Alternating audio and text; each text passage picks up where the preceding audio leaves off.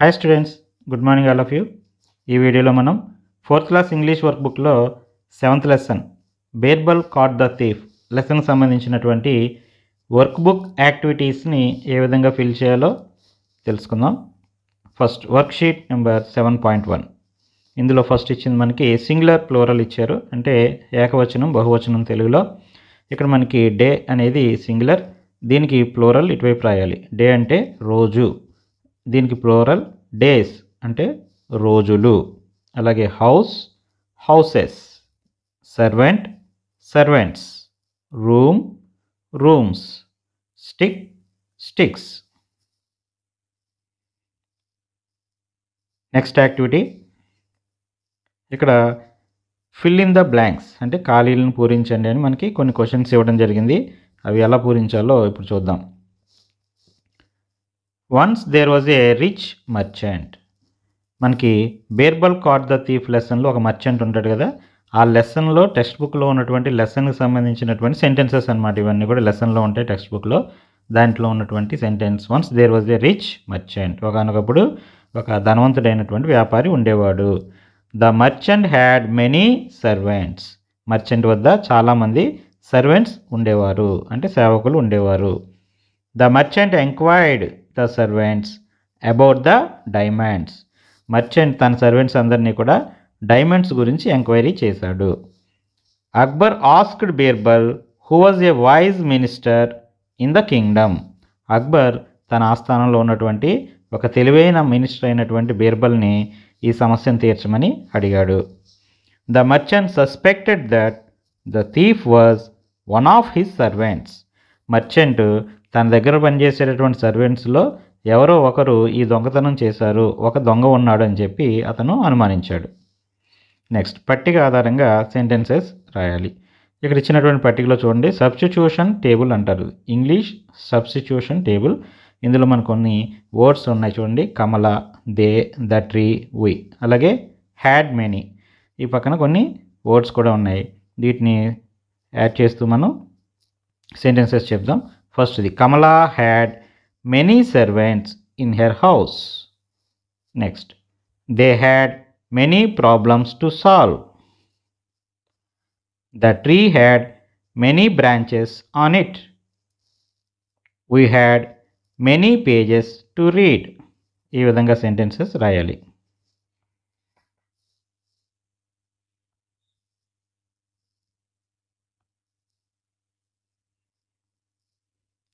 Next worksheet 7.2.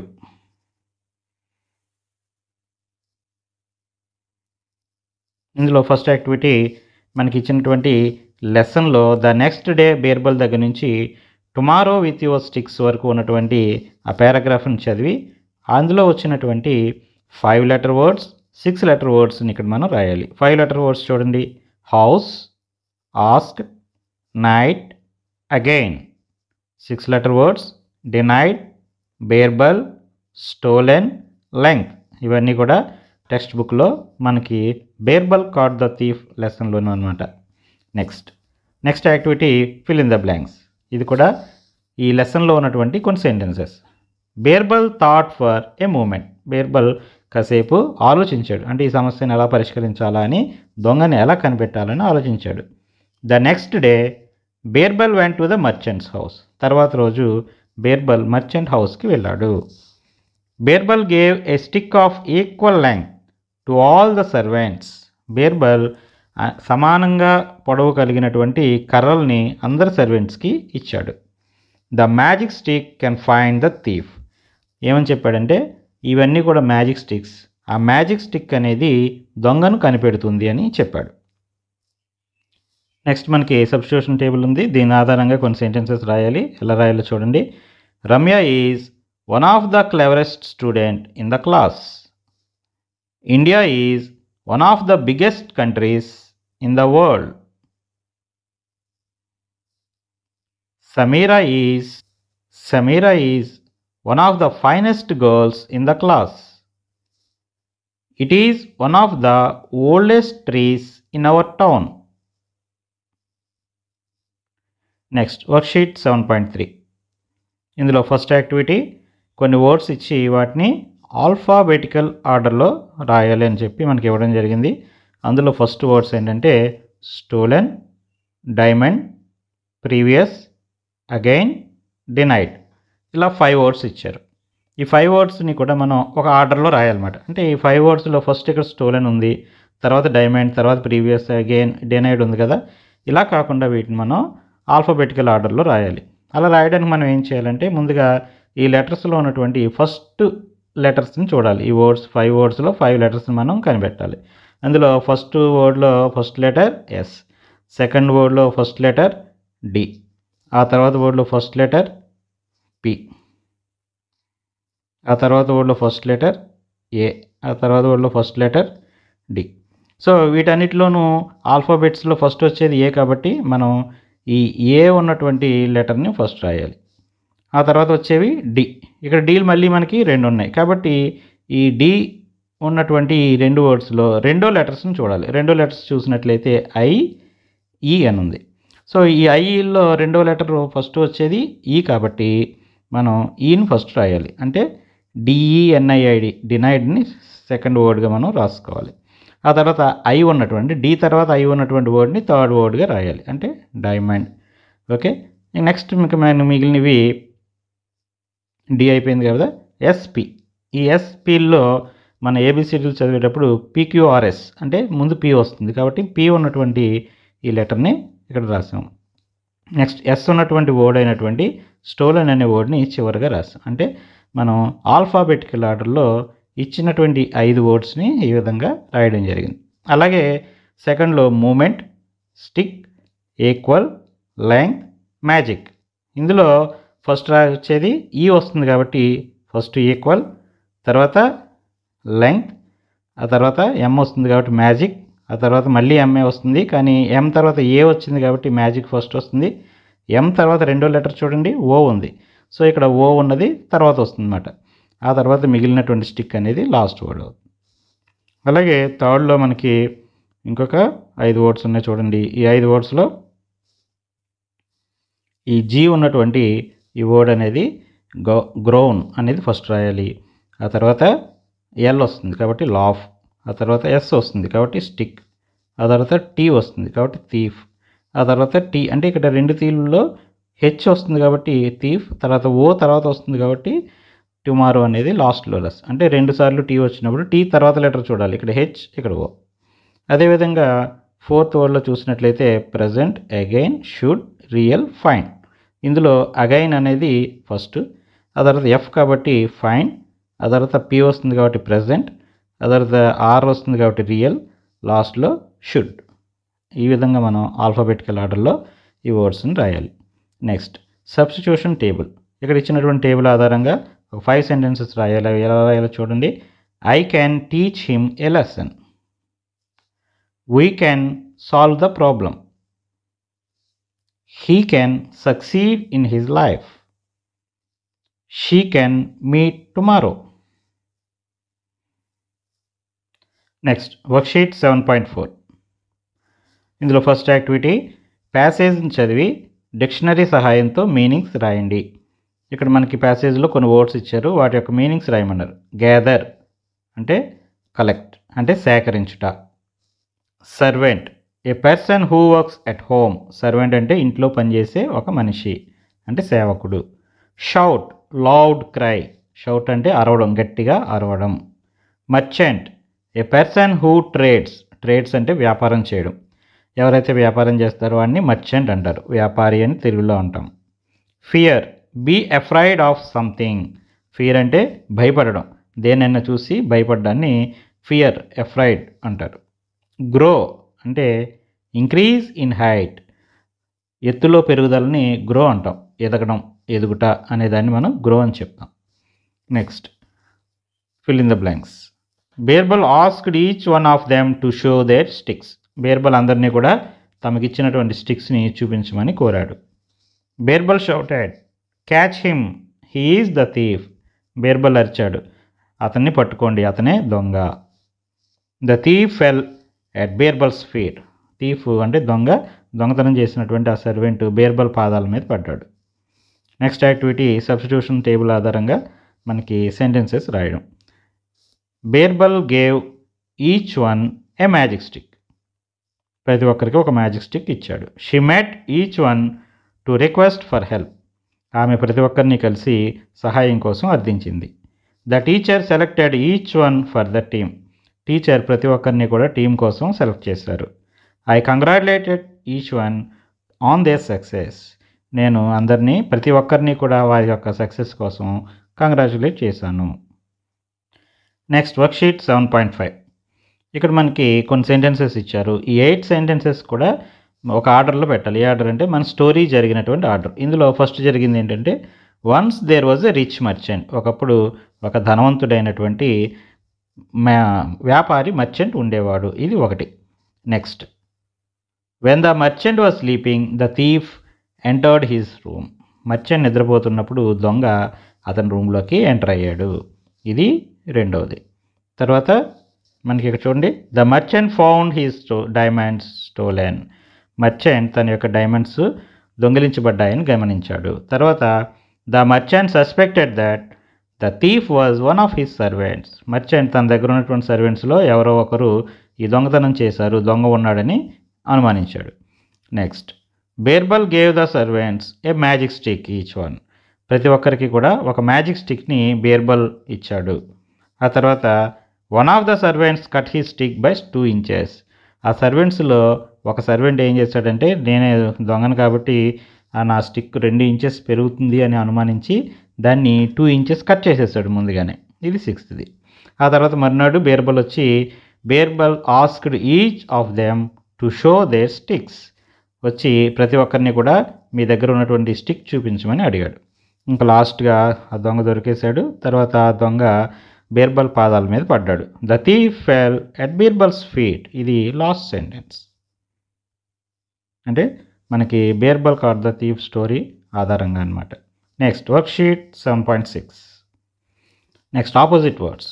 Rich opposite poor. Next equal unequal అంటే సమానం అసమానం. Rich అంటే ధనవంతుడు, పూర్ అంటే పేదవాడు. Many few. మెనీ అంటే ఎక్కువ, ఫ్యూ అంటే తక్కువ. Shorter longer. షార్ట్ అంటే పొట్టిగా, లాంగర్ అంటే పొడవుగా. Enter exit. ఎంటర్ అంటే ప్రవేశించడం, ఎగ్జిట్ అంటే నిష్క్రమించడం. Next quietly noisily. క్వైట్లీ అంటే నిశ్శబ్దంగా ఉండడం, నాయిస్లీ అంటే అల్లరి చేస్తూ శబ్దం చేస్తూ ఉండడం. ఇక్కడ నెక్స్ట్ హియర్ కదా, హియర్ దేర్. హియర్ అంటే ఇక్కడ, దేర్ అంటే అక్కడ, ఇక్కడ అక్కడ. Servant master. సేవకుడు యజమాని. నెక్స్ట్ ఇక్కడ మర్చెంట్ అనే వర్డ్ తోటి, అంటే మర్చెంట్ అనే ఒక వర్డ్లో ఇందులో ఉన్నటువంటి లెటర్స్ ఉపయోగించి ఇంకా మనం చాలా వర్డ్స్ని రాయవచ్చు. అవి ఏంటో ఇక్కడ రాయడానికి కొన్ని క్లూస్ కూడా ఇచ్చారు. ఆ క్లూస్ ఆధారంగా ఆ వర్డ్స్ ఏంటో రాద్దాం. The smallest insect. మరి ఈ ఇన్సెక్ట్స్లో అన్నిటికన్నా చిన్న ఇన్సెక్ట్ ఏంటి? Ant. We wear on head. On head అంటే తల మీద ధరించేది ఏంటి? Hat. The favourite food of cat. Cat favourite food ఏంటి? Rat. Which says mew mew. Mew mew అంటుందంట. మ్యావ్ మ్యావ్ అనేది cat. Which decors the floor. నేల మీద అలంకరణకు ఉపయోగించేది mat. A hot drink made a tea powder milk and sugar. Tea powder milk sugar వేసి కాసే డ్రింక్ పేరేంటి? Tea. The body part use to hear. మనం వినడానికి ఉపయోగించే body part ear. Payment for lease or hire. Rent అంటే మనం అద్దెకి ఉన్నప్పుడు మనం ఇచ్చేది అద్దె, rent. The number between 9 and 11. 9, 11 మధ్యలో ఉండే number 10. The plural form of man. మ్యాన్కి ప్లూరల్ మెన్. ఇవన్నీ కూడా మర్చెంట్ అనే పదం నుంచి ant, hat, rat, cat, mat, tea, ear, rent, 10, men in words రావచ్చు. ఇంకా చాలా వర్డ్స్ రాయొచ్చు. నెక్స్ట్ 7.7లో మనకి గ్రామర్ యాక్టివిటీ. ఫస్ట్ది పాస్ట్ కంటిన్యూస్ ఫామ్లోకి మార్చుతూ మనం ఖాళీలు నింపండి ఇచ్చారు. పాస్ట్ కంటిన్యూస్ ఫామ్ యొక్క వెబ్స్ని మనం ఉపయోగించాలన్నమాట. The teacher. ముందు ఒకసారి పాస్ట్ కంటిన్యూస్ ఫామ్ అంటే మనకి ఇందులో ఈ వజ్ కానీ వర్ కానీ వస్తుంది. ఈ వజ్ కానీ వర్ కానీ వచ్చిన తర్వాత వెర్బ్ యొక్క ఇంగ్ ఫామ్ వస్తుంది. ఐఎన్జి అని యాడ్ చేస్తూ మనం వెర్బ్ని రాయాలి. ఈ వజ్ కానీ వర్ కానీ ముందు యాడ్ చేస్తూ వజ్ వర్క్ తర్వాత వెర్బ్ని మనం ఐఎన్జీ ఫామ్లో ఇంగ్ ఫామ్లో మనం రాయాలి. అప్పుడు అది పాస్ట్ కంటిన్యూస్ అవుతుంది. పాస్ట్ కంటిన్యూస్ అంటే గతంలో జరుగుతూ ఉన్నటువంటి ఒక పని అనమాట. అది ప్రస్తుతం జరగట్లేదు, గతంలో జరుగుతూ ఉండేదన్నమాట అటువంటి పని. ఫర్ ఎగ్జాంపుల్ ఇక్కడ the teacher stopped the children when they were going out of their class room. వారు క్లాస్ రూమ్లోంచి బయటకు వెళ్ళిపోతున్నప్పుడు టీచర్ ఆ పిల్లల్ని ఆపారు. ఇది గతంలో జరిగిపోయింది, ఎప్పుడో ఆపారు. దాన్ని మనం ఇప్పుడు గో అంటే వెళ్ళిపోతున్నారు అనమాట. దాన్ని మనం ఎలా చేయాలంటే ఇక్కడ చిల్డ్రన్ అనేది ప్లూరల్ వర్డ్. ఎవరు వెళ్ళిపోతున్నారు? చిల్డ్రన్ వెళ్ళిపోతున్నారు. చిల్డ్రన్ అంటే పిల్లలు, పిల్లలు అంటే ఎక్కువ మంది, కాబట్టి మనం వర్ ఉపయోగించాలి. అలాగే బయటకు వెళ్తున్నారు అనేది గో అనే వెర్బ్, వెళ్ళడం అంటే గో. దీనికి ING form going. So were going అనేటటువంటి పాస్ట్ కంటిన్యూస్ ఫామ్ను ఉపయోగించాలి. Next the doctor was examining the patient when I entered the room. నేను ఆ రూమ్లోకి వచ్చేటప్పటికి డాక్టర్ పేషెంట్ని ఎగ్జామిన్ చేస్తూ ఉన్నారు. ఇక్కడ ఎగ్జామిన్ అనేది ఉంది కాబట్టి దీనికి ఐఎన్జీ ఫామ్ ఎగ్జామిన్. అలాగే డాక్టర్ అనేది సింగిల్ కాబట్టి వాజ్ వస్తుంది అనమాట. ఒక్కరే కదా డాక్టర్ అంటే, కాబట్టి వాజ్ ఉపయోగించాలి. ఎక్కువ మంది ఉన్నప్పుడు వర్ వస్తుంది, వర్ ఉపయోగించాలి. So was examining. Lata fell down while she was climbing the tree. Lata చెట్టు ఎక్కుతూ ఉన్నప్పుడు కింద పడిపోయింది. ఇక్కడ షీ అంటే సింగులర్ కాబట్టి ఇక్కడ కూడా వాజ్ వస్తుంది. Climbing form climbing, was climbing అనేది కరెక్ట్ ఫామ్ అవుతుంది. While Jyotsna her homework the lights went off. Jyotsna తన హోంవర్క్ చేస్తూ ఉన్నప్పుడు లైట్స్ ఆరిపోయాయి. ఇక్కడ జోస్న అంటే సింగిల్ కాబట్టి వాజ్ వస్తుంది. Doing form doing, was doing అనేటటువంటి past continuous form of verb. అంటే వాజ్ కానీ వర్ కానీ, సింగులర్ అయితే వాజ్, ప్లూరల్ అయితే వర్. అలాగే వెర్బ్కి ఐఎన్జీ ఫామ్ని ఉపయోగించాలి. నెక్స్ట్ ఈ సూటబుల్ అయినటువంటి ఫామ్ ఆఫ్ వెబ్స్ అంటే ఇక్కడ agreement between subject and the verb అంటారు. Agreement between the subject and the verb అంటే మనం సబ్జెక్ట్ సింగులర్లో ఉన్నప్పుడు వెర్బ్ కూడా సింగులర్గా ఉండాలి. సబ్జెక్ట్ పాస్ట్ అండ్ ప్లూరల్లో ఉన్నప్పుడు వెర్బ్ కూడా ప్లూరల్లో ఉండాలి. అదే విధమైనటువంటి సబ్జెక్ట్ వెర్బ్ అగ్రిమెంట్ అని ఇక్కడ మనం ఉపయోగించాలి. They were singing patriotic songs at school prayer when the mandal educational officer visited the school. MEO గారు, మండల్ ఎడ్యుకేషన్ ఆఫీసర్ అంటే ఎంఈఓ గారు స్కూల్ని విజిట్ చేసినప్పుడు అక్కడ ఉన్నటువంటి పిల్లలందరూ కూడా స్కూల్ ప్రేయర్లో దేశభక్తి గీతాలు పాడుతూ ఉన్నారు. They were singing. ఇక్కడ దే అంటే ఏంటి? ఎక్కువ మంది పిల్లలందరూగా పాడుతున్నారు కాబట్టి దే అనేది ప్లూరల్ కాబట్టి ఇక్కడ మనం వర్ ఉపయోగించాలి. They were. ఇక్కడ వజ్ అంటే ఒకరే ఉన్నప్పుడు ఈ వజ్ వస్తుంది, ఎక్కువ మంది ఉన్నప్పుడు వర్ వస్తుంది అన్నమాట. అలాగే నెక్స్ట్ చూడండి, Navya was bringing vegetables from the market when I met her on the road. నేను ఆమెను రోడ్డు మీద కలిసినప్పటికీ ఆమె మార్కెట్ నుంచి వెజిటబుల్స్ తెస్తూ ఉంది. అంటే గతంలో ఎప్పుడో నిన్నో మొన్న ఆమె రోడ్డు మీద కలిసేటప్పటికి ఆమె ఏం చేస్తూ ఉందంటే మార్కెట్కి వెళ్ళి కొన్ని వెజిటబుల్స్ తీసుకొస్తూ ఉంది. అంటే పాస్ట్లో అది జరుగుతూ ఉన్నటువంటి ఒక పని, పాస్ట్ కంటిన్యూస్ ఇది. ఇక్కడ నవ్య అనేది సింగులర్ కాబట్టి ఇక్కడ మనం వాజ్ ఉపయోగించాలి. నవ్య వాజ్. అలాగే మేరీ కూడా ఇక్కడ సింగులర్. అలాగే ఇక్కడ చూసినట్లయితే వెన్ ద బస్ హార్న్స్ అంటే ఇక్కడ ప్రజెంట్ టెన్స్ అనమాట. ఇక్కడ వెర్బ్ అనేది ప్రజెంట్ టెన్స్లో ఉందంటే ఈ సెంటెన్స్ అంతా కూడా ప్రజెంట్ టెన్స్లో ఉంది కాబట్టి ఇక్కడ ప్రజెంట్ టెన్స్లో ఈజ్ ఆర్. మనం సింగులర్గా ఉన్నప్పుడు ఈజ్ వస్తుంది, ప్లూరల్గా ఉన్నప్పుడు ఆర్ వస్తుంది అనమాట. ఇక్కడ మేరీ అంటే ఒక్కలే కదా, అందువల్ల మనం ఈజ్ అనే వెర్బ్ని ఉపయోగించాలి. దే అని వచ్చింది అనుకోండి, అప్పుడు ఆర్ వస్తుంది అంటే plural. So Mary is crossing the bridge when the bus horn వేసేటప్పటికి మేరీ ఆ బ్రిడ్జ్ని క్రాస్ చేస్తూ ఉంది. Vani and Samuel were flying kites when they teacher called. ఆ టీచర్ గారు టీచర్ కాల్ చేసేటప్పటికి పిలిచేటప్పటికి వాణి శామ్యూల్ ఇద్దరు కూడా కైట్స్ అంటే గాలిపటాలను ఎగరవేస్తూ ఉన్నారు. ఇక్కడ వాణి శామ్యూల్ అంటే ఎక్కువ మంది, ఇద్దరు ఉన్నారు కాబట్టి ఇక్కడ వర్ అనమాట. సో ఇక్కడ మనం చూస్తే ఈ సెంటెన్స్లో లాస్ట్లో టీచర్ కాల్డ్ అన్నాడు అంటే ఇక్కడ మనకి వెర్బ్ అనేది పాస్ట్ టెన్స్లో ఉంది కాబట్టి ఈ సెంటెన్స్ అనేది పాస్ట్ టెన్స్కి సంబంధించిన సెంటెన్స్ కాబట్టి ఇక్కడ మనం వెర్బ్ అనేది వర్ అనే వెర్బ్ని ఉపయోగించాలి. Next Birbal caught the thief లెసన్లో వర్క్ బుక్లో వర్క్ షీట్ 7.7 ఇది ఇప్పుడు వర్క్ చెప్పుకున్నాం మనం. నెక్స్ట్ వర్క్ షీట్ 7.7లోనే ఇంకొక 2 యాక్టివిటీస్ అనమాట. అంటే ఇవి కూడా గ్రామర్కి సంబంధించినటువంటి యాక్టివిటీస్. ఇది కూడా సబ్జెక్ట్ అండ్ వెర్బ్ అగ్రిమెంట్కి సంబంధించినటువంటి ఒక యాక్టివిటీ ఇచ్చారు చూడండి. ఇందులో రంగా అంటే ఒకరే కాబట్టి రంగా ఈజ్. అలాగే ఉయ్ అంటే ఎక్కువ మంది, ఎక్కువ మంది కాబట్టి మనం ఏం ఉపయోగించాలి? ఆర్ కానీ వర్ కానీ ఏ రెండిట్లో ఏదైనా ఉపయోగించు. వీ ఆర్ లేదా వీ వర్. ఇక్కడ ఈ సబ్స్టిట్యూషన్ టేబుల్ నుంచి చాలా రకాలుగా రాయొచ్చు సెంటెన్సెస్. అంటే నేను రాసిన ఈ సెంటెన్సెసే కాదు, మీరు సొంతంగా మరికొన్ని సెంటెన్సెస్ కూడా రాయొచ్చు. ఇక్కడ for example Rama is playing cricket in the stadium అని ఇక్కడ రాసాం. ఓకే, అలాగే Rama is writing an examination అని కూడా రాయొచ్చు, అలా మార్చుకోవచ్చు. అలాగే వీఆర్ ఉందనుకోండి, we are playing cricket in the stadium అని మనం ప్రజెంట్ కంటిన్యూస్ ఫామ్లో రాయొచ్చు. అలాగే వీ వర్, ఇక్కడ వర్ రాదు, we were watching movie with friends, మేము ఫ్రెండ్స్తో కలిపి మూవీ వాచ్ చేస్తూ ఉన్నాం. We were watching movie with friends అంటే ఇక్కడ సెంటెన్సెస్ మనం మార్చుకోవచ్చు. నేనైతే we were watching movie with friends రాశాను. అలాగే మీరు వీఆర్తో కూడా రాయొచ్చు. వీఆర్ కమింగ్ ఫ్రమ్ స్కూల్ అని రాయొచ్చు, లేదా we were coming from school అని కూడా రాయొచ్చు. అది పాస్ట్, ఇదైతే వర్ కమింగ్ అయితే పాస్ట్ కంటిన్యూస్ అవుతుంది, ఆర్ కమింగ్ అయితే ప్రజెంట్ కంటిన్యూస్ అవుతుంది. నెక్స్ట్ స్టూడెంట్స్ అంటే ఎక్కువ మంది కాబట్టి ఇక్కడ ఆర్ వర్ ఈ రెండిట్లో ఏదో ఒకటి ఉపయోగించాలి. వీఆర్ రైటింగ్ యాన్ ఎగ్జామినేషన్ అని రాయొచ్చు, లేదా we were writing an examination అని కూడా రాయొచ్చు. నెక్స్ట్ షీ అంటే సింగిల్ కదా, అందువలన ఈజ్ కానీ వాజ్ కానీ ఉపయోగించాలి. She is playing cricket in the stadium అని కూడా రాయొచ్చు, లేకపోతే she was coming from school అని కూడా రాయవచ్చు, లేదా she was studying 4th class అని, లేదా she is studying 4th class అని, she was writing an examination అని, ఈ విధంగా మనం ఏదైనా రాయవచ్చు. నెక్స్ట్ యు అంటే ఇక్కడ కొన్నిసార్లు ప్లూరల్లోనూ ఉంటుంది, సింగులర్లోనూ ఉంటుంది. ఎక్కువ ప్లూరల్లో ఉపయోగిస్తాం కాబట్టి ఆర్ వర్ వస్తుంది యూ కూడా. యు ఆర్ లేదా your. You are writing an examination అని రాయొచ్చు, లేదా you were studying 4th class అని కూడా రాయవచ్చు. ఇక్కడ వర్ ఉపయోగిస్తే పాస్ట్ కంటిన్యూస్ అవుతుంది. ఈజ్ కానీ ఆర్ కానీ ఉపయోగిస్తే ప్రజెంట్ కంటిన్యూస్. ఈజ్ ఆర్ అనేవి ప్రజెంట్ కంటిన్యూస్ ఫామ్ అవుతాయి.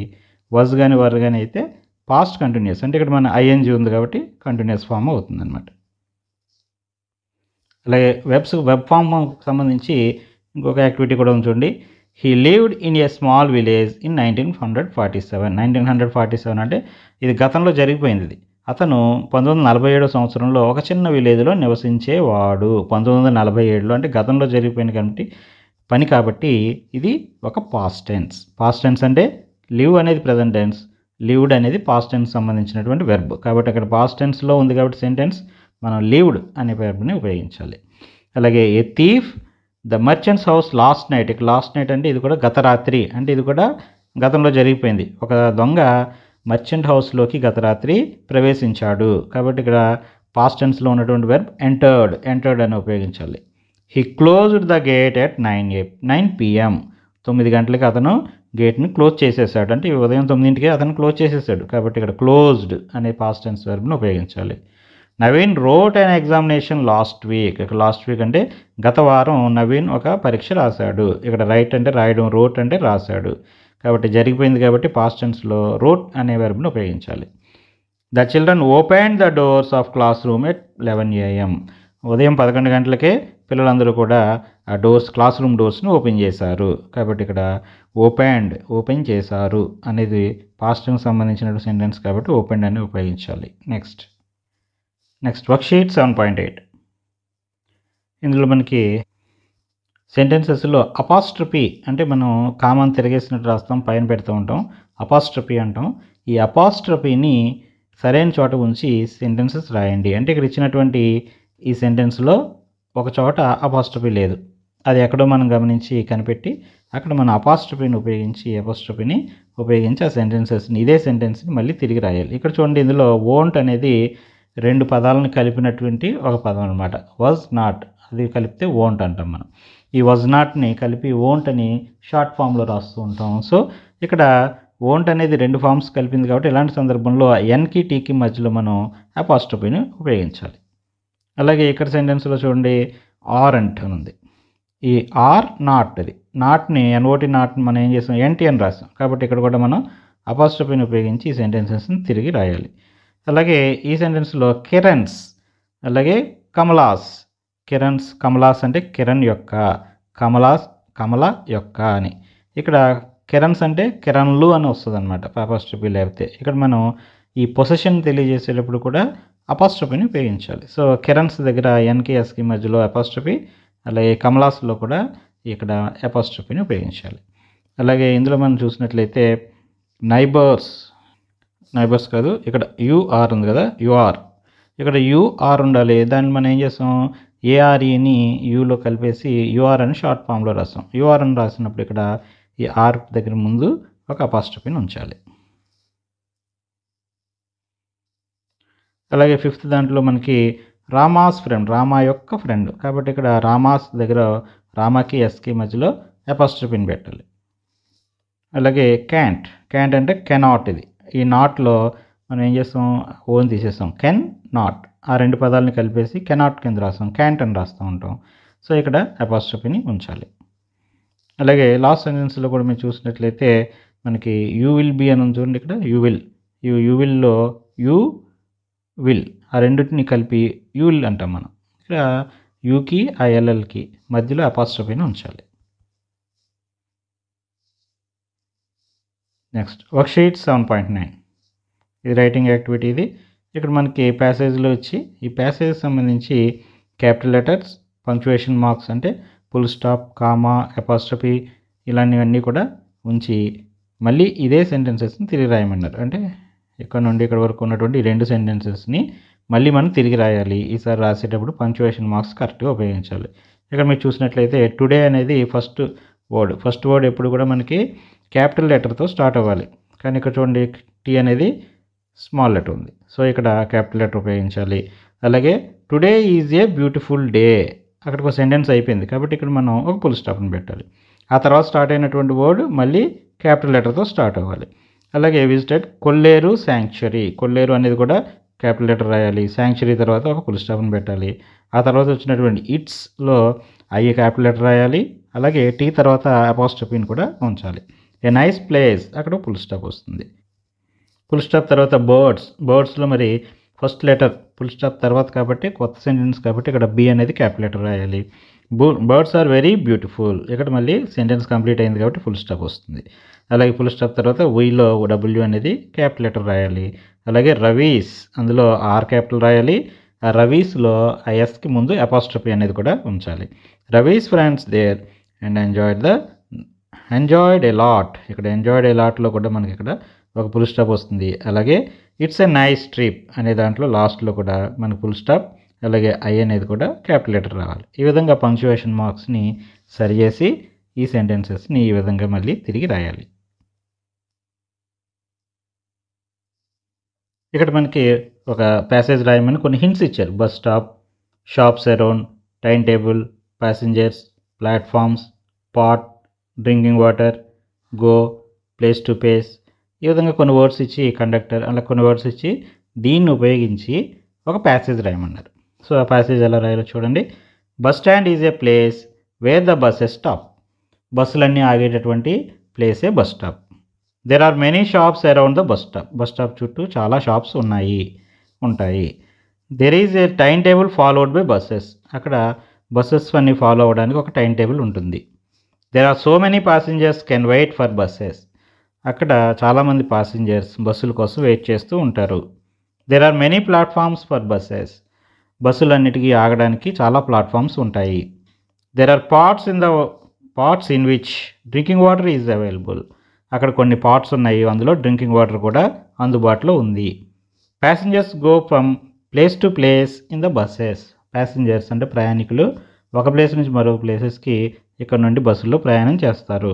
The conductor will issue tickets, conductor అంటే మనకు తెలుసు కదా, ఆయన అందరికీ కూడా టికెట్స్ ఇస్తారు.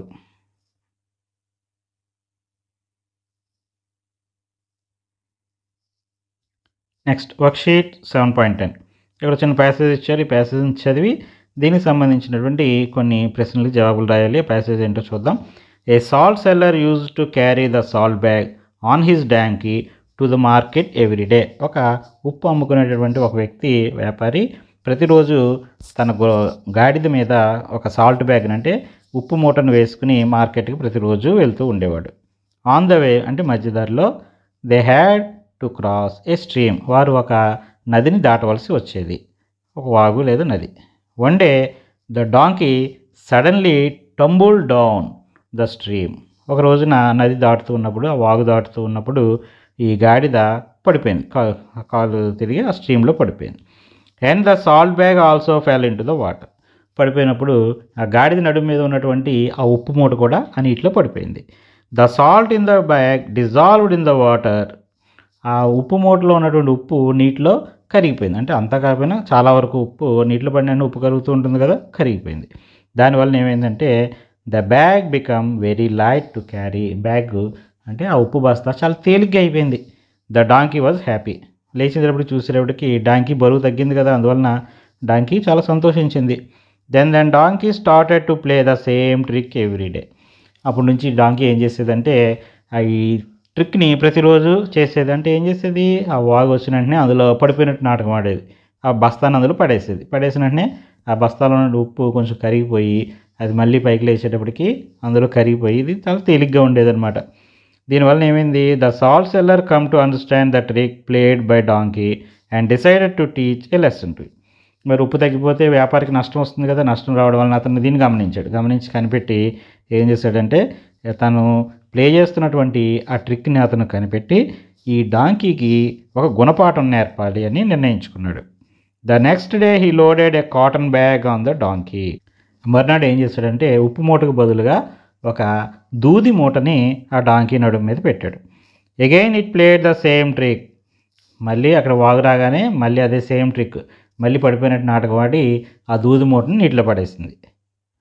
ఏమనుకుంది, hoping that the cotton bag would still become lighter. అది ఇంకా తేలిగ్గా అయిపోద్ది కాటన్ బ్యాగ్ అని చెప్పి అది అనుకుంది. But the damp and cotton become very heavy to carry. అంటే నీటిలో నానినటువంటి ఆ కాటన్ ఏమవుతుంది, దూది నీటిలో పడిన నీటిని పీల్చుకుంటుంది. పీల్చుకోవడం వలన అది ఇంకా బరువు ఎక్కువైపోయింది. బరువు ఎక్కువైపోయి ద డాంకీ సఫర్డ్. ఇంకా అసలు మోయలేనంత బరువు అయిపోయి అది మోయలేక చాలా సఫర్ అయింది.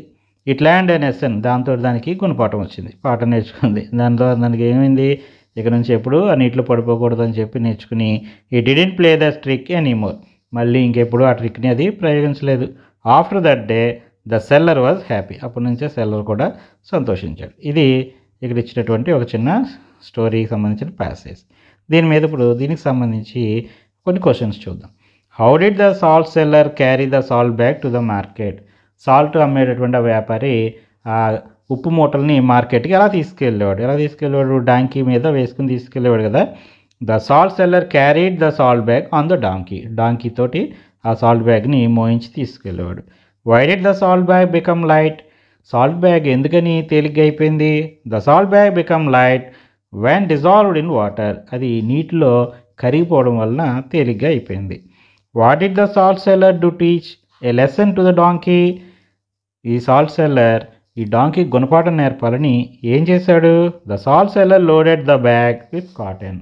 అతను ఆ ఉప్పు బదులుగా కాటన్ తోటి ఆ బస్తాన్ని నింపాడు. Why did the donkey play the trick. అసలు ఈ ట్రిక్ని డాంకీ ఎందుకు ప్లే చేస్తుంది. The donkey played this trick because it was easy and light to carry. ఎందుకంటే అది బరువు మోయడం అనేది తగ్గుతుంది కాబట్టి దానికి బరువు తగ్గడం కోసం ఆ ట్రిక్ని ప్లే చేసేది. How did the cotton bag become heavy.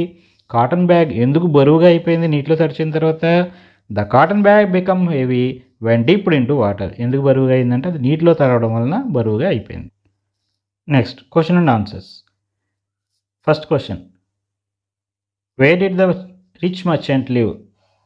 ఈ మర్చెంట్ అంటే రిచ్ మర్చెంట్ అంటే ధనవంతుడైనటువంటి వ్యాపారి ఎక్కడ నివసించేవాడు. Once there was a rich merchant he lived in a small village surrounded by forest. ఒక అడవి దగ్గరలో ఉన్నటువంటి ఒక చిన్న గ్రామంలో ఒక ధనవంతుడైనటువంటి వ్యాపారి నివసిస్తూ ఉండేవాడు. Who stole the diamonds. One of the servants in his home stole the diamonds. Diamonds ఎవరు దొంగిలించారు. అతని దగ్గర పనిచేసేటటువంటి ఈ సర్వెంట్స్లో ఒకరు ఆ డైమండ్స్ని దొంగతనం చేశారు. Why did the merchant go to the court of Akbar. Merchant Akbar కోర్టుకి ఎందుకు వెళ్ళాడు. The merchant's diamonds stolen. Merchant యొక్క ఈ ఈ డైమండ్స్ అనేవి దొంగిలించబడ్డాయి.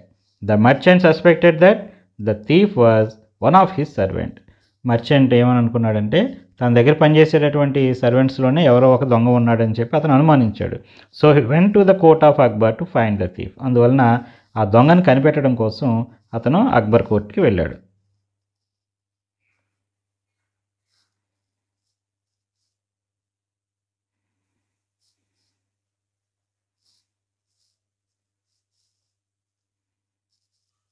Next, why did Akbar ask Birbal to help merchant?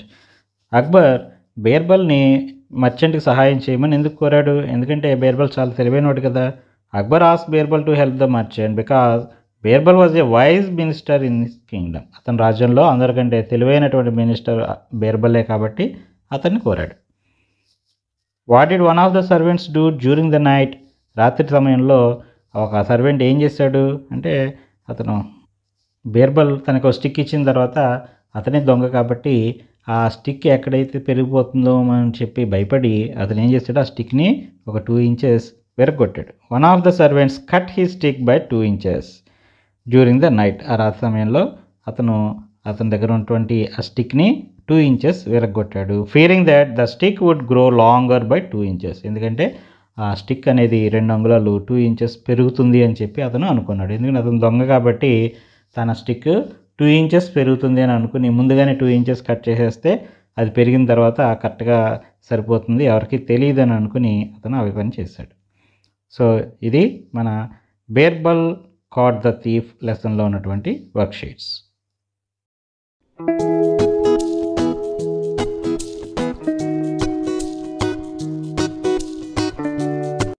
మరిన్ని వీడియోస్ చూడడం కోసం ఈ ఛానల్ సబ్స్క్రైబ్ చేసుకోండి. నోటిఫికేషన్ పొందడం కోసం బెల్ ఐకాన్ క్లిక్ చేయండి.